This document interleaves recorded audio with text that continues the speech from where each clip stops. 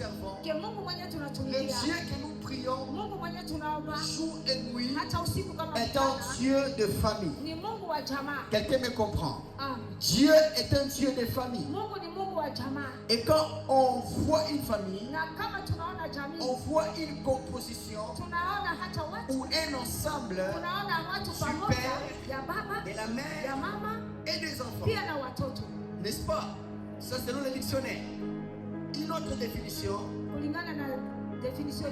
de la famille, c'est un ensemble de personnes qui ont des parentés, qui ont des liens de famille, qui ont des liens de sang.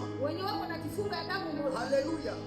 Et une autre définition de la famille, ce sont des personnes ou un groupe de gens qui partagent la même vision, qui partagent la même idée, qui partagent le même objectif.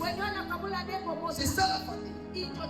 On peut construire la famille par le lien du sang. On peut aussi constituer la famille par la cause qui nous unit, par l'objectif qui nous unit. Ça peut être un objectif professionnel. Alléluia. Ça peut être un objectif éducationnel. Ça peut être un objectif social. Ça peut même être un objectif spirituel. Comme nous sommes ici, nous constituons une famille. Nous venons de familles différentes, de nos pères et de nos mères.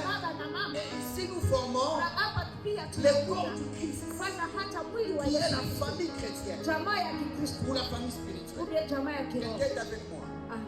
Alléluia.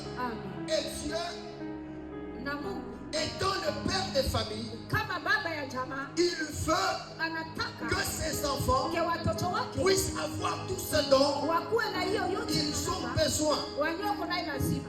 Dieu n'a pas prévu que nous prions pour la délivrance. Dieu n'a pas prévu que nous gênons pour la délivrance. Dieu n'a pas prévu que nous fournissions beaucoup d'efforts pour avoir certaines choses.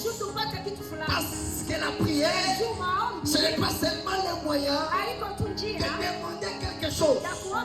Mais la prière, elle est avant tout une communion.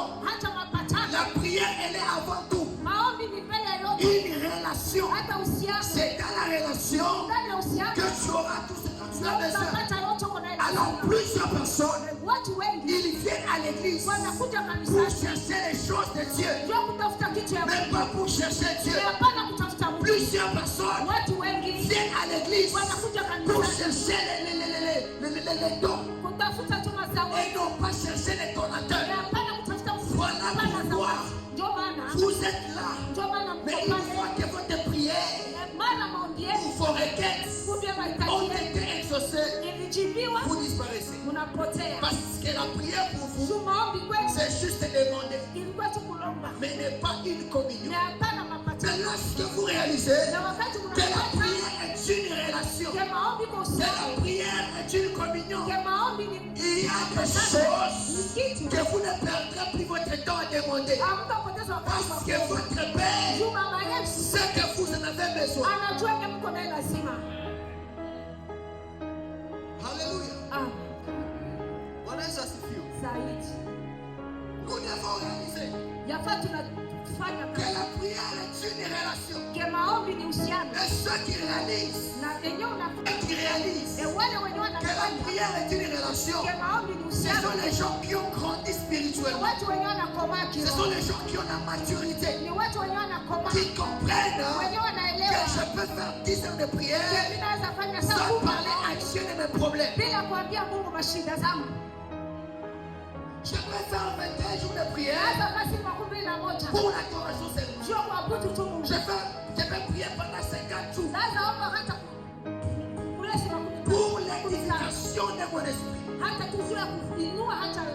Dieu vous tient dans mes chairs. La Bible a dit dans le livre de Matthieu, chapitre 6, qu'avant que vous ne priez, votre Père Céleste, nous sommes au verset 8. Votre C'est de quoi vous avez besoin. Non, pourquoi demander?